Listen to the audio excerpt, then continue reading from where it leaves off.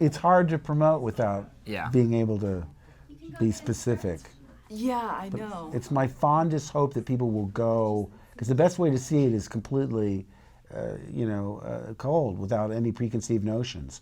And I got to see it in Sundance with an audience, which is always exciting, because they, if you go to a studio screening, everybody's predisposed to really like it.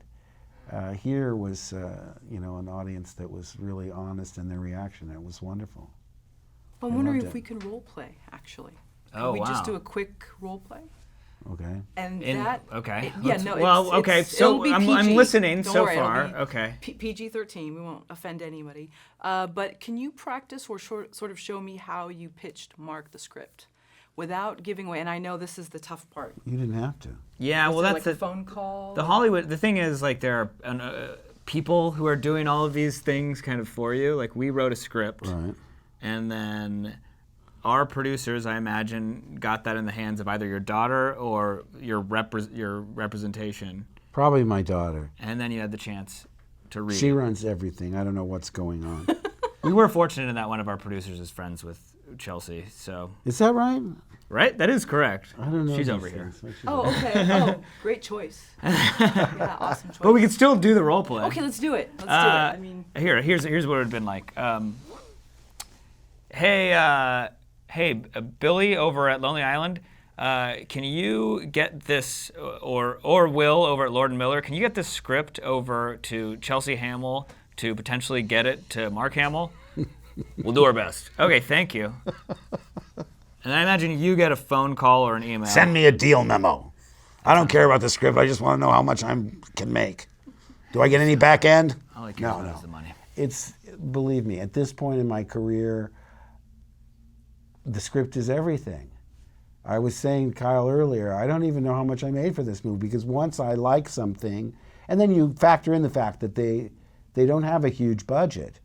That's what I love about this. George called Star Wars the most expensive low-budget movie ever made. Who's George?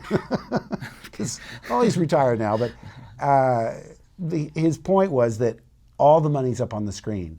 The only people they really had to pay real money to were Alec Guinness and Peter Cushing, because we were pretty much all unknowns.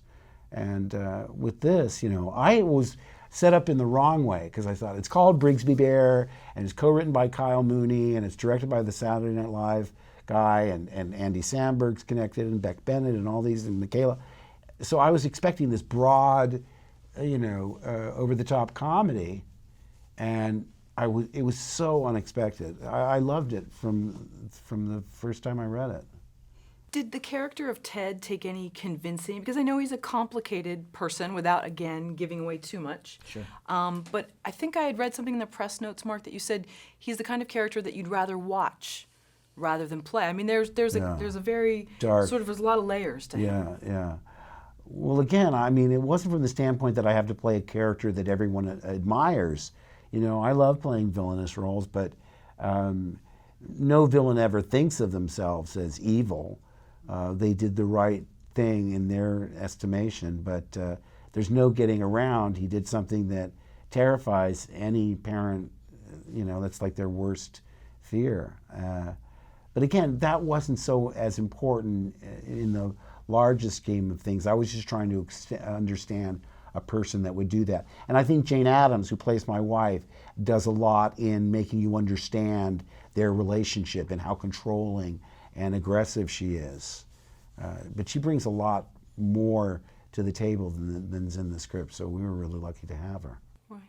Kyle, are you aware of how other people who are fan-obsessed are going to relate to this film? Because it shows such a great, I mean, it's its own story, but it also sort of a tribute to you and all of your Good Neighbor sort of YouTube sketch comedy group on just being obsessed in making something. And just wondering if you could just talk about that.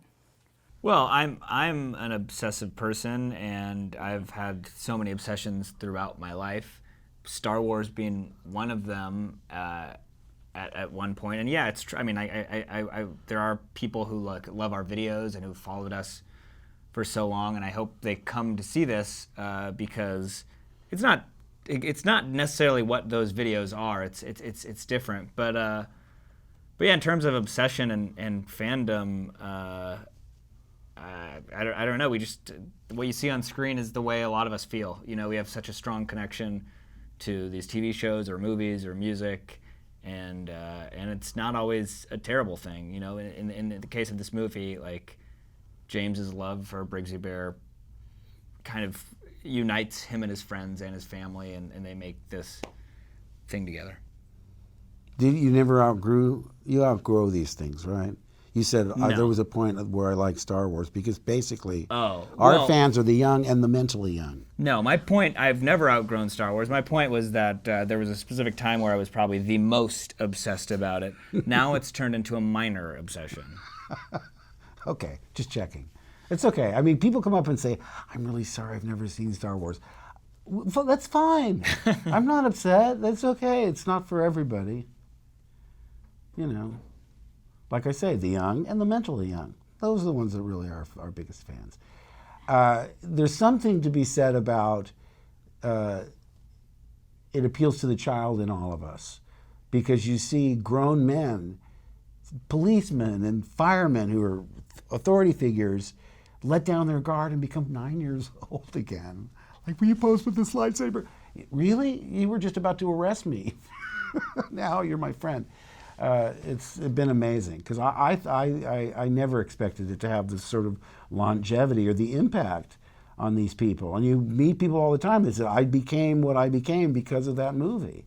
So it's quite, it's awesome when you think about the impact that it's had after all these years. I certainly never thought I'd be still talking about it. And that's what we're trying to do with Brigsby Bear. Yeah, with Brigsby Bear, and I think you're well on your way. Because it is. It's like a Valentine to obsessive compulsives. You know, it's saying it's okay to be this way. You know, I love the fact that James is so accepted by the teenagers, because you think, well, gosh, someone that innocent, you know, he's almost like Rip Van Winkle. He wakes up in a world he never made. And I love the scene with the teenage party they're having. And he doesn't know all the vernacular. He's using some of the slang wrong. And instead of being cynical and ostracizing him and making fun of him, he's accepted. I mean, it's charming. It really is.